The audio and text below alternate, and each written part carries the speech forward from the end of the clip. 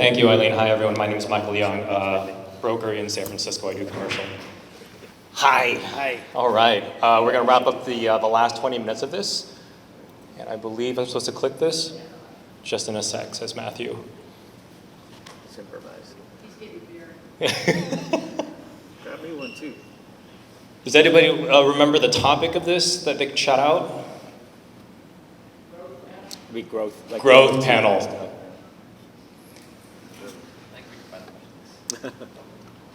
Yeah, if anyone has a hand, we can just jump in.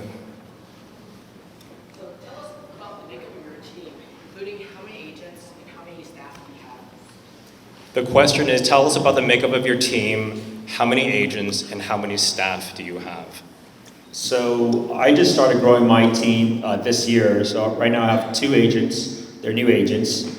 And I have quite a bit of support staff in terms of marketing. So marketing has been very important to me in terms of content creation. So we have maybe three people full-time creating content for me on marketing. Okay, we've got five buyer's agents, 1 full-time assistant, transaction coordinator that we leverage out, and all of our marketing is leveraged out. That's from the sales side. For those of you who might be at EXP, on the organizational side, I have about 250 people there. We're also leveraging the support for those folks out. So that's what it looks like. I recently actually had a spiritual epiphany, and that was to downsize my team. We had 5, there was 5 of us all together, but we're now a lean team of 3, and that's 2 agents, 1 agent that is also my assistant, and then we have about 10 people that work as support staff, like a transactional coordinator, that's dynamite. I don't know what happened. Back? Okay.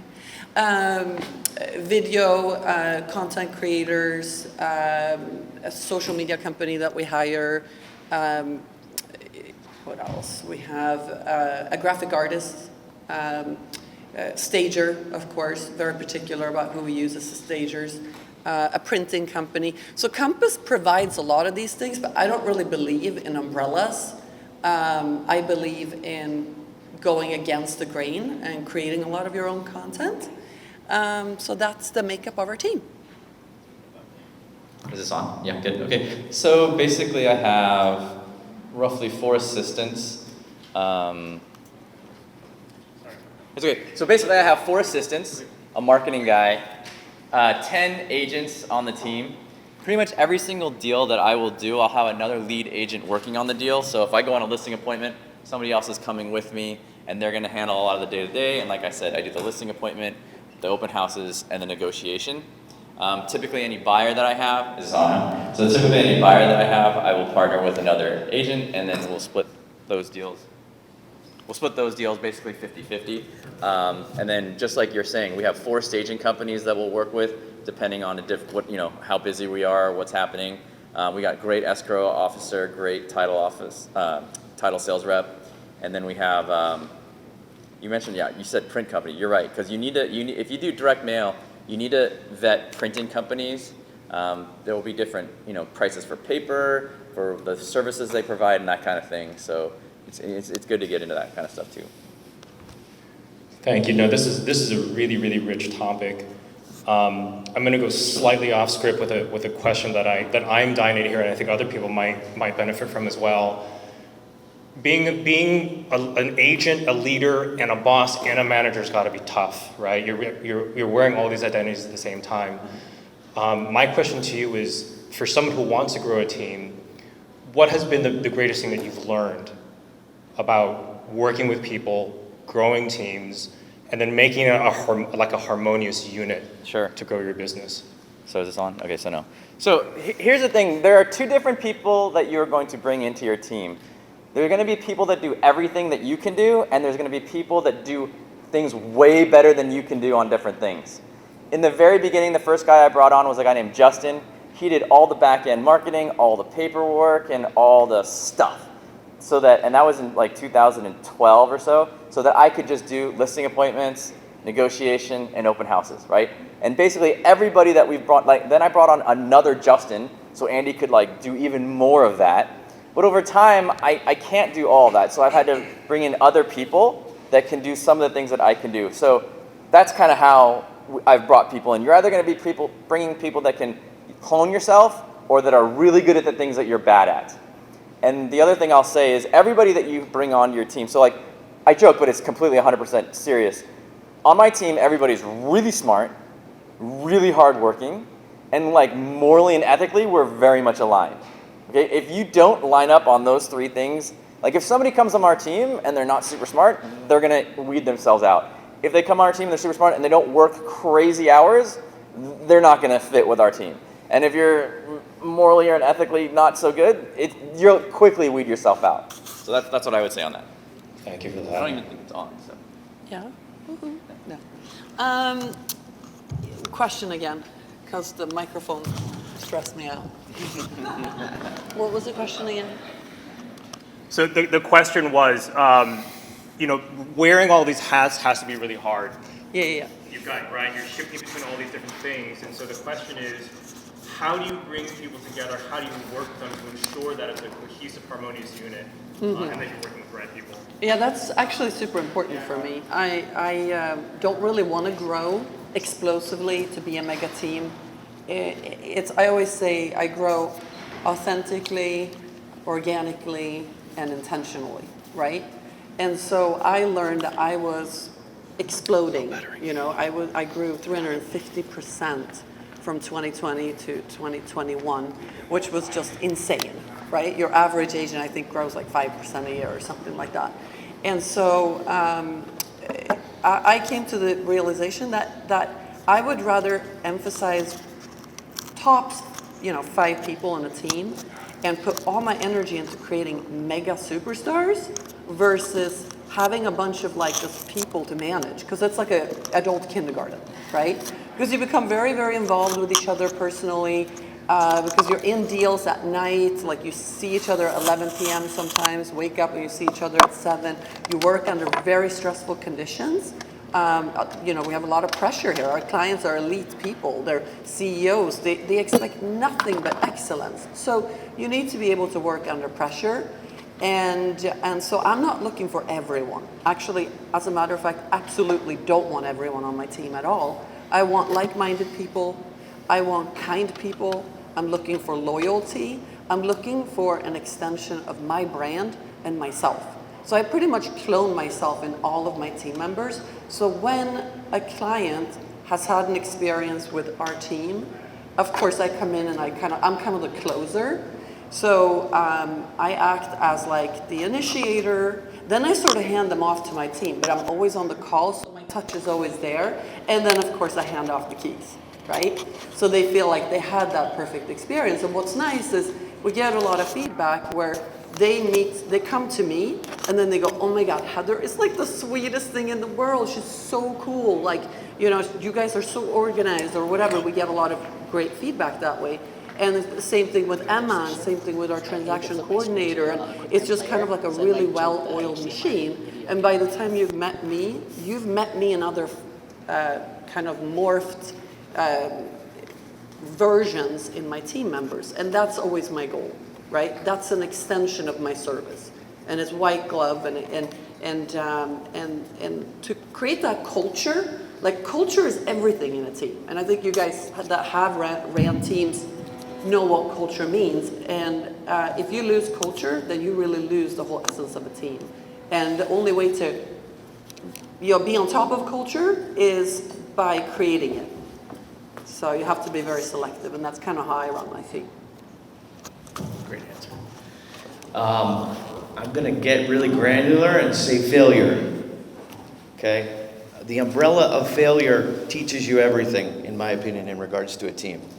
And so, I failed in growing teams for 10 years. And that's because a lot of the times growing a team is celebrated in our industry.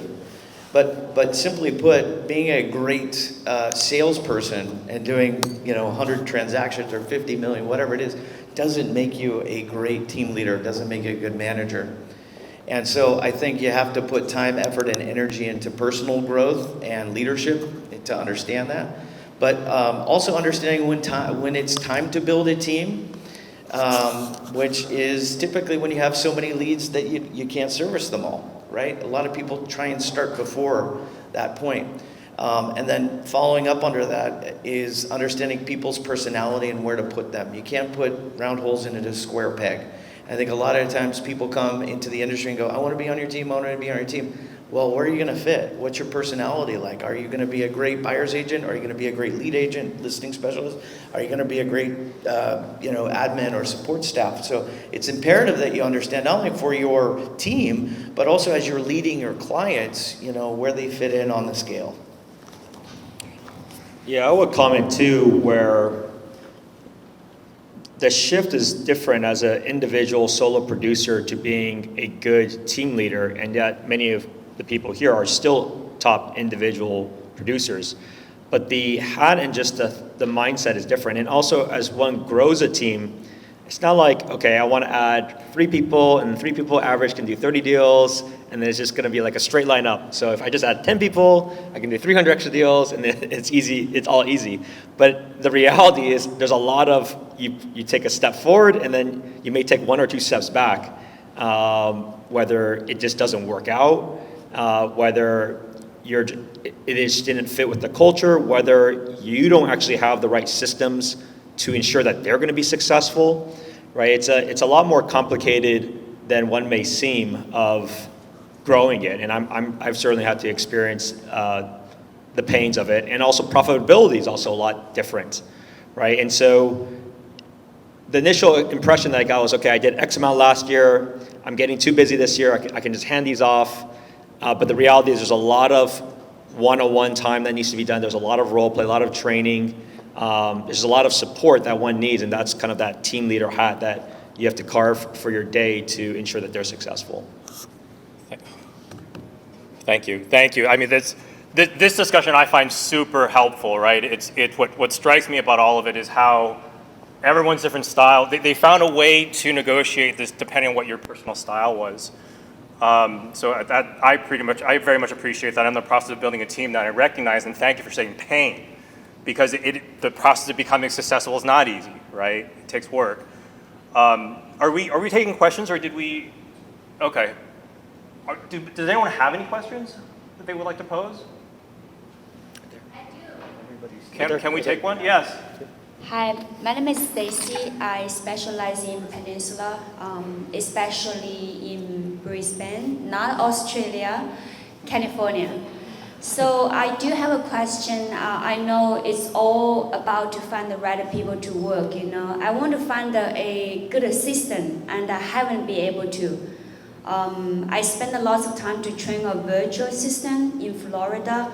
He quit. He's a great guy. He's a young kid, right? He said, how I can handle my stress so well, and he cannot do it. That's why he quit.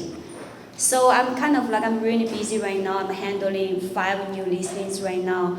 I need help, but I'm not capable of finding a good person. So I want to ask you, get a good opinion.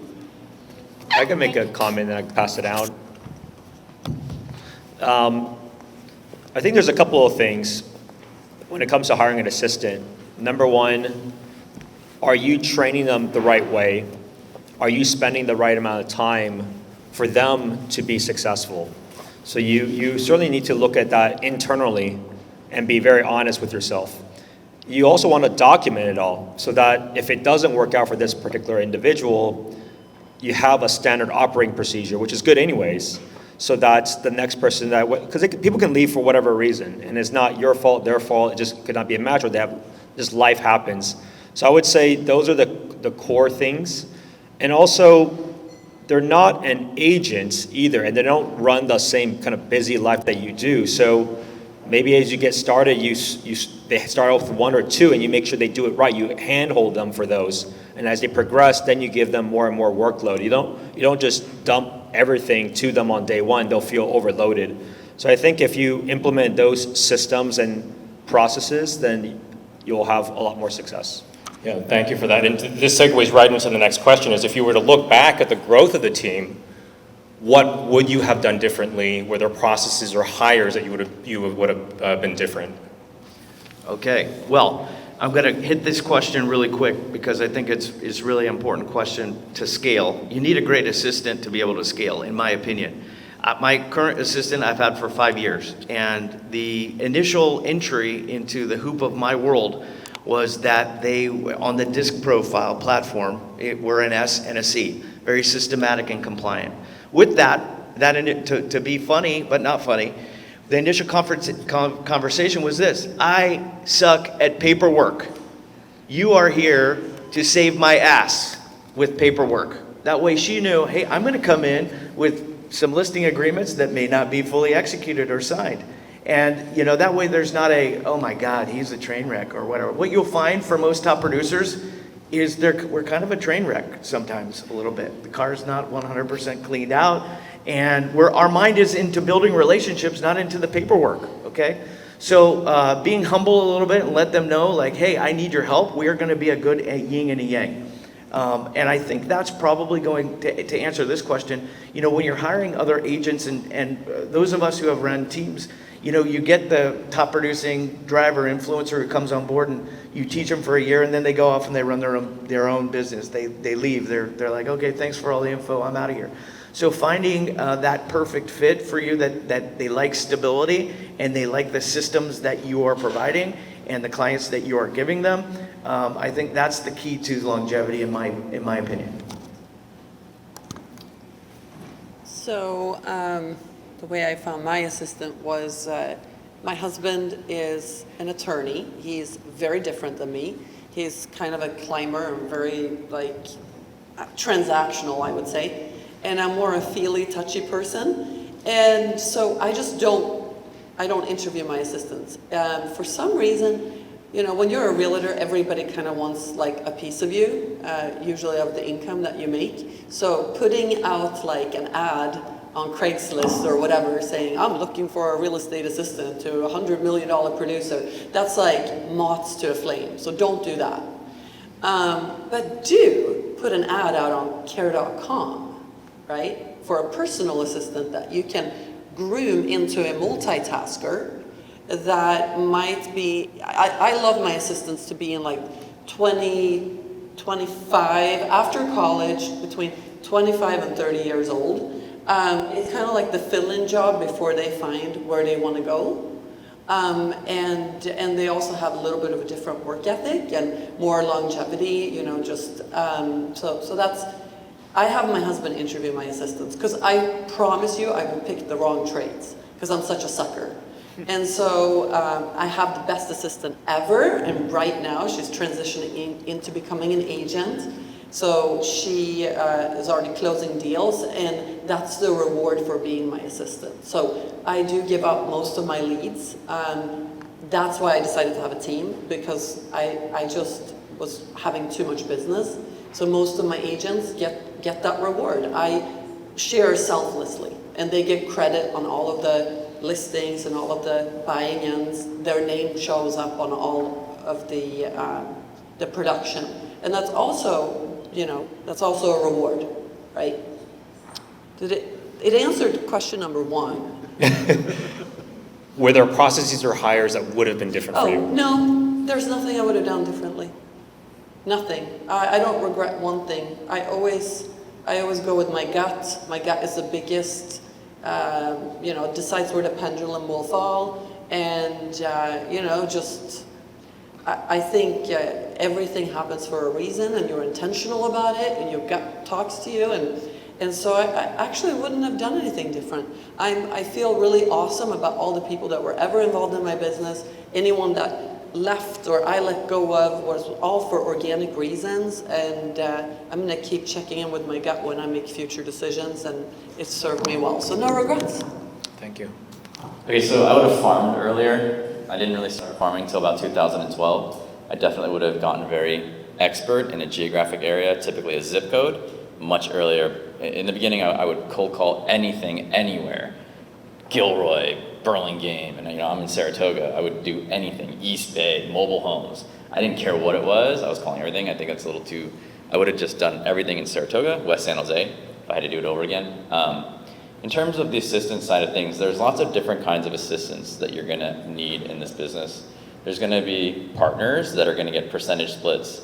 There are going to be hourly people, there are going to be salaried people, and every one of those is slightly different. For the gal that had the actual question, I would probably say, like Justin, when Justin came on, we had, like, when you're early in your business, you don't have any money to give people on an hourly basis. So you have to give up percentage. So I would give him 15% of everything I made, and he gave me back 50% of everything he made. So a really good model to run is the junior agent model, junior partner model. But over time, that junior partner is gonna work the hardest. They're gonna work 7 days a week, 24/7 with you, but they're gonna wanna become their own agent, and you have to be okay with that. So like one of my star junior agents is a guy named Arifan, right? Arifan made probably close to $1.5 million last year on his own. And he started out being 50 grand a year or whatever it was. I paid him for 2 years, and he worked his ass off for 2 years, every day, 24/7. But then he got to the point where he could do the business on his own, and then, cold turkey, no money, but he became his own agent, and, within 4 years, the guy's making like close to $1.5 million. I think that's a success story, right? First 2 years, 50 grand a year, and then, I don't know, three to 500,000. Now, granted, we got COVID, so he got the super COVID boost because the market went crazy. But that's kind of how you need to look at it, and we can talk more about that. But I like the care.com idea. I think that's smart. Thank you, Andy. Oh, sorry, I'll give you one more. So for the hourly person or the salary person, look for somebody that is like a big sister, more of a motherly, nurturing kind of person, versus like the junior partner who wants to be a really successful agent. It's slightly different. So go ahead. Sorry.